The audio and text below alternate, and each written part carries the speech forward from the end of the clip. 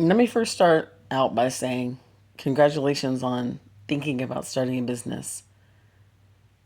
I really feel like at least considering transforming your hobbies and your skills into a business is super important for everyone on this planet, especially given the current economics of the world environment.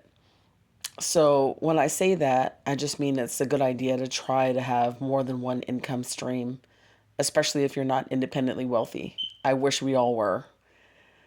So, as far as looking at your skill set and what you currently do, as long as you actually like that, that's a really good place to start. So many people have basically ported their current business, whatever that is, whether it's an accountancy or if it's painting or if it's construction or whatever it is, gardening, landscaping, into an actual business of your own, or at least what people sometimes call a side hustle, is important. So right now we're in the idea and brainstorming stage.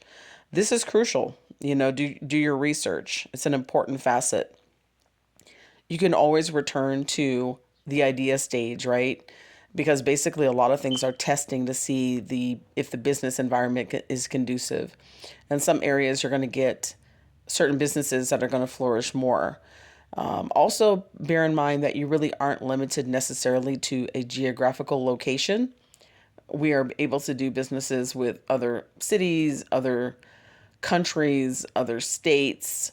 And so that's important to consider as well. Some things aren't limited by geography. For example, I can do copywriting still for clients that I gained while I was living overseas in Australia. I can still do graphic design for them. I can do anything that involves basically transmitting bits and bytes over the internet. You're also going to be able to do a lot of things such as teaching. There are a lot of places that allow you to do remote teaching. So basically look at your skill set, decide where you want to work if you do like working, in an in-person environment versus an online environment. It's really going to have to do with your temperament as well. Do you get a lot of energy from working with other people physically? If so, you're going to have to look at that when you're deciding on your business and your business structure. There's going to be a lot of to and fro. There's going to be some ideas that work, some ideas that don't. So you're going to really have to employ some flexibility and resiliency in whatever business you choose. You're going to have to be a really good researcher to look at all different types of business structures, look at logos, look at design, look at strategy. And if you're starting out as a solopreneur, you may not have the cash. That leads us to something super, super important.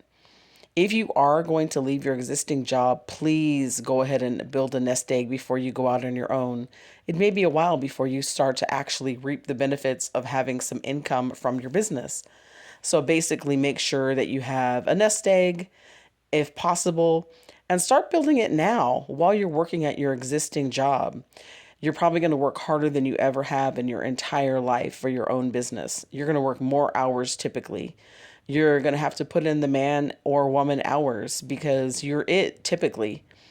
But if you do have a nest egg, you'll be able to pay someone to help. I wish you all the best on your journey.